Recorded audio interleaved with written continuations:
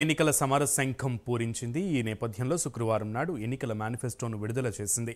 మేనిఫెస్టోను ఈసారి న్యాయపత్రగా ప్రకటించి 5 న్యాయ్ 50 గ్యారంటీలను బీజేపీ మోదీకి గ్యారంటీకి కౌంటర్ ఇచ్చింది.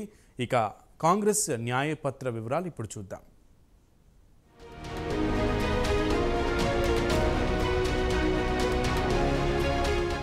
కాంగ్రెస్ పార్టీ శుక్రవారం నాడు ఎన్నికల మేనిఫెస్టో లేదా న్యాయపత్రను విడుదల చేసింది.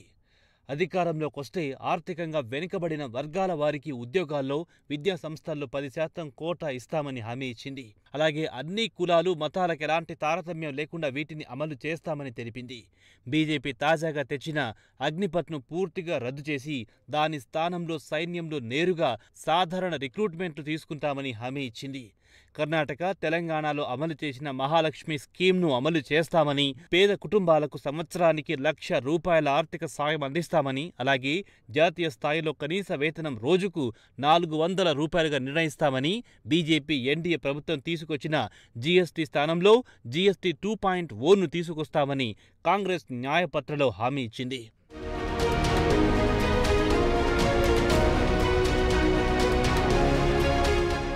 రాబోయే 2024 లోక్సభ ఎన్నికల్లో మేనిఫెస్టోను శుక్రవారం నాడు పార్టీ అగ్ర నాయకత్వం రాహుల్ గాంధీ, సోనియా గాంధీ, మల్లికార్జున్ ఖర్గే, కేసీ వేణుగోపాల్, పి చిదంబరం సమక్షంలో విడుదల చేశారు. దేశవ్యాప్తంగా ఆర్థికంగా వెనుకబడిన వారితో పాటు కుల గణన చేపడతామని హామీ ఇచ్చింది. మాజీ ఆర్థిక మంత్రి పి చిదంబరం మేనిఫెస్టో విడుదల చేసిన తర్వాత ప్రసంగించారు.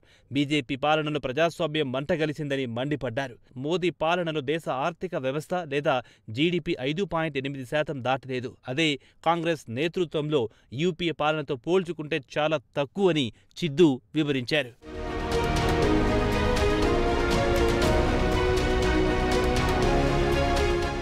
ఇక కాంగ్రెస్ మేనిఫెస్టోలో మొట్టమొదటిసారి యువతకు రైట్ టు ఎంప్లాయ్మెంట్ హామీ ఇచ్చింది.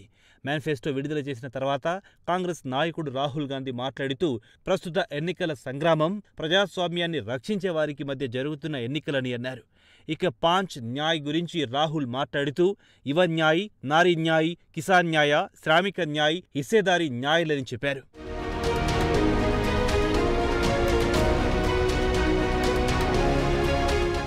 షెడ్యూల్ కులాలు, షెడ్యూల్ ట్రైబ్, ఇతర వెనుకబడిన వర్గాల వారికి రిజర్వేషన్లు 50%కి పెంచుతామని, దీనికి రాజ్యాంగంలో సవరణలు చేపడతామని హామీ ఇచ్చారు.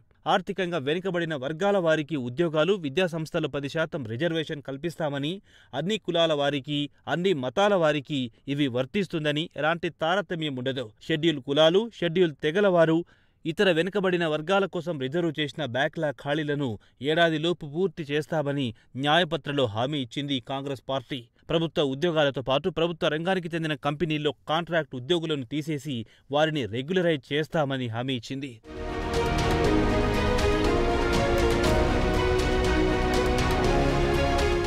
షెడ్యూల్ క్యాస్టుతో పాటు షెడ్యూల్ ట్రైబ్ వారికి గృహాలను నిర్మించుకోవడానికి, వ్యాపారాలు ప్రారంభించుకోవడానికి లేదా ఆస్తులు కొనుగోలు చేసుకోవడానికి రుణాలు అందుబాటులో ఉంచుతామని హామీ ఇచ్చింది. దేశవ్యాప్తంగా మహాలక్ష్మి స్కీమ్ను అందుబాటులోకి తెస్తామని, ప్రతి పేద కుటుంబంలోని మహిళలకు ఏడాదికి ₹1,00,000 ఆర్థిక సాయం చేస్తామని, ల్యాండ్ సీలింగ్ చట్టం కింద అదనపు భూములను పేదలకు పంచుతామని, అలాగే ప్రభుత్వ కాంట్రాక్టులు షెడ్యూల్ కులాల వారికి ఇస్తామని హామీ ఇచ్చింది.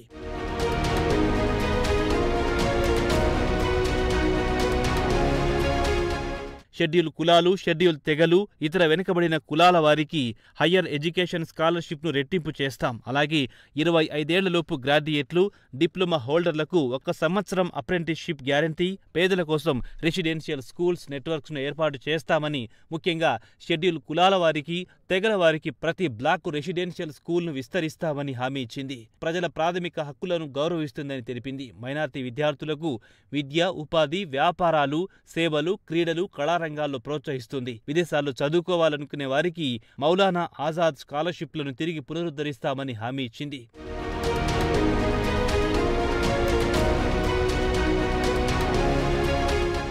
ఇక రైతు కోసం స్వామినాథన్ కమిషన్ సిఫార్సులను అమలు చేస్తామని, కనీస మద్దతు ధర కల్పిస్తామని హామీ ఇచ్చింది. ఇక ఎన్నికల విషయానికొస్తే ఎన్నికలు పారదర్శకంగా జరిగేందుకు ఈవీఎంతో పాటు సాంప్రదాయంగా వచ్చే బ్యాలెట్ పేపర్స్ను కూడా అందుబాటులోకి తెస్తామని హామీ ఇచ్చింది. కాగా లోక్సభ ఎన్నికలు ఈ నెల 19 నుంచి జూన్ 1 వరకు జరగనున్నాయి. ఫలితాలు జూన్ 4న వెలువడనున్నాయి.